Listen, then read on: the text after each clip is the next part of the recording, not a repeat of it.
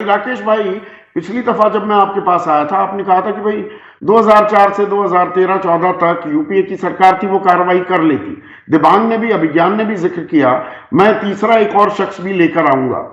भाई, सुखराम के बिस्तर के अंदर कितने पैसे मिले सबको मालूम था, पर सुखराम और उनके बेटे वो लगातार समर्थन करते आए, बीजेपी को समर्थन लेने में कोई गुरेज नहीं था। बंगारू लक्ष्मण की दराज में वो पैसे रखते हुए पाए गए ऑपरेशन वेस्ट एंड में, तो उनकी धर्मपत्नी को राजस्थान से सांसदी का चुनाव लड़वाने में बीजेपी ने कोई गुरेज नहीं किया। और दिलीप सिंह जुदेव नोटों की गड्डी हाथ में लेकर ये कहते हुए पाए गए जब कि पैसा खुदा तो नहीं लेकिन खुदा से कम भी नहीं, उनको फिर चुनाव लड़वा दिया गया। तो यहां डबल स्टैंडर्ड्स तो सबके हैं क्या? राजनीतिक जमात दरअसल भ्रष्टाचार को लेकर गंभीर दिखाई देती है क्या?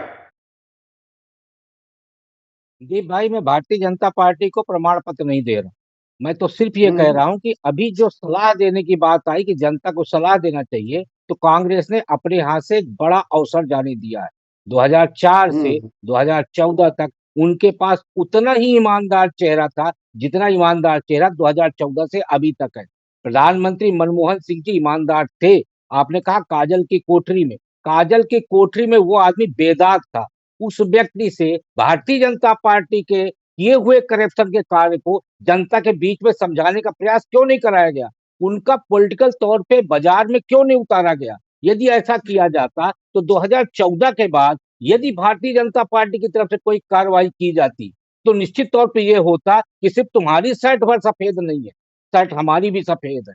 तो ये जो बात बार बार आती है, आज प्रधानमंत्री नरेंद्र मोदी ईमानदार है और वो जब जनता को समझाते हैं तो जनता की समझ में एक तरफा इसलिए आता है क्योंकि कांग्रेस की तरफ से समझाने का प्रयास नहीं किया गया। कांग्रेस की गलती है जिसने एक बड़ा अवसर खोया है। तो इसलिए ये समझाइश की जो बार बार बात आ रही है, तो प्रधानमंत्री समझाने में सफल है और कांग्रेस समझाने में इसलिए विफल है कि ये कभी तो भी ये हमने इसमें चर्चा की। प्रधानमंत्री को राकेश भाई, राकेश भाई, मेरा सवाल कुछ और था। भ्रष्टाचार को लेकर दोहरे मापदंड हर राजनीतिक दल में है क्या?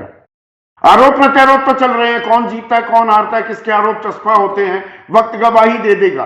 पर भ्रष्टाचार को लेकर दरअसल हमारी राजनीतिक जमात, हमारे राजनीतिक दल क्या गंभीर हैं? भ्रष्टाचार को लेकर हमारे दल उतने गंभीर नहीं जितना राजनीतिक तौर पे गंभीर है। अब आप जैसे नोटबंदी की बात किए तो मैं आपको एक छोटा सा ये उदाहरण देता हूं कि नोटबंदी कब हुई।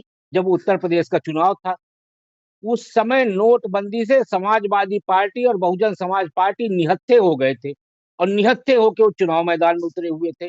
तो हर चीज का एक क्या होता है, प्लान होता है और कब किस समय किस प्लान को एग्जीक्यूट करना है, ये जो सत्ता में रहता है वो प्लान करता है, उस प्लान को एग्जीक्यूट करता है और उसके राजनीतिक भी मायने निकलते ही हैं। और ये इस समय जो कुछ हो रहा उसको हम राजनीतिक चश्मे से अलग नहीं देख सकते। बिल्कुल, राजनीतिक चश्मे से, टाइमिंग से भी। दिबांग, आपका तजुर्बा क्या कहता है? अब ये छापेमारी का जो सिलसिला था, और कुछ महीने पहले प्रधानमंत्री ने ताल ठोकी थी कि मैं पीछा छोड़ने वाला नहीं हूं, कोई कुछ कहता रहे, जब ये सवाल उठ रहे थे कि भाई विपक्ष को ही निशाना साधा जा रहा है। आने वाले दिनों में ये छापेमारी की जो रफ्तार है उसमें और तेजी आते देखते हैं आप? देखिए, मुझे लगता है कि प्रधानमंत्री ने 15 अगस्त के दिन कहा 3 बुराइयों से लड़ना है, उसमें भ्रष्टाचार का भी उन्होंने जिक्र किया, परिवारवाद और तुष्टीकरण दूसरी बुराइयां रहीं। देखिए, ये मुझे लगता है, मैं बहुत गंभीरता से इस बात को कह रहा हूँ कि ये जो लड़ाई है ये बहुत ही गंदी होने वाली है, बहुत ही तीखी होने वाली है। आप ये देखिए कि विपक्ष में भी, अगर आपको याद हो तो हाल में जो दशहरा की रैली होती है, उद्धव ठाकरे ने आरोप लगाया प्रधानमंत्री पर, सीधे वो एक तरीके से आरोप लग रहा है। वो ये पूछ रहे हैं कि ये जो पीएम फंड में पैसा आता है वो किसका पैसा है, कहाँ आता है, क्या उसका इस्तेमाल होता है। राहुल गांधी बार बार कह रहे हैं कि अडानी अडानी, और उसको पीएम प्रधानमंत्री से वो जोड़ रहे हैं, एक तरीके से वो भ्रष्टाचार का इशारा करना चाहते हैं। तो ये आरोप पहली बार है कि प्रधानमंत्री नरेंद्र मोदी पर, जिनकी इतनी साफ छवि है, ये सीधे आरोप उन पर भी लग रहे हैं। तो ये बहुत एक गंभीर लड़ाई होने वाली है।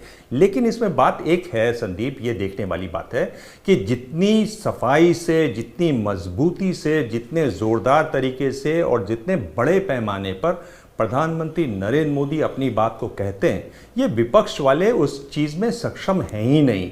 वो उनके सामने एक तरीके से मिमियाते से नजर आते हैं। आप अगर सक्षम विपक्ष बनना चाहते हैं, ऐसा विपक्ष बनना चाहते हैं जो प्रधानमंत्री नरेंद्र मोदी का विकल्प हो, तो आपको कम से कम भाषा पर कंट्रोल होना चाहिए। आपको क्या कहना है वो आपके दिमाग में साफ होना चाहिए, मैसेज साफ होना चाहिए, लैंग्वेज होनी चाहिए, उसको कहने का तरीका होना चाहिए। आज टेलीविजन का दौर है। देखिए, शुरुआत में लोगों को इतना मालूम टेलीविजन कैसे इस्तेमाल करते हैं वो 20 सेकंड के लोग बाद समझते हैं उसको। आपको उसकी पकड़ होनी चाहिए, उसको आपकी पकड़ होनी चाहिए। आप ये देखिए, स्वेरिंग हुई थी रेवंत रेड्डी की, किस तरह से टीवी ने उसको कवर किया, किस तरह की अंडरस्टैंडिंग है कांग्रेस के नेताओं की। मतलब सबकी बैठ दिखाई दे रही थी जब वहां पे सोनिया गांधी स्टेज पर आई।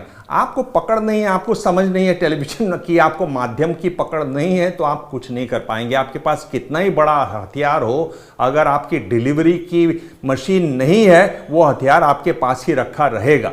और ये मेरे ख्याल से एक बहुत तीखी लड़ाई होने वाली है, लेकिन कांग्रेस की कमजोरियां इसमें साफ दिखाई देती हैं। तो भ्रष्टाचार पर ये फुल ऑन लड़ाई होने वाली है, हथियार औजार की तरह ये इस्तेमाल होगा। कौन अपनी बात बेहतर समझा पाएगा? Corruption is a fact of life and corruption is a way of life. दो तरीके से पी काइडन ने कभी परिभाषित किया था। Corruption unfortunately is a way of life of Indian politics, लेकिन अपने आप को, अपनी कमीज को बेहतर, ज्यादा साफ, कम दाग वाली कौन बता पाएगा? आने वाला वक्त इसकी गवाही देगा। आप सभी का बहुत बहुत शुक्रिया।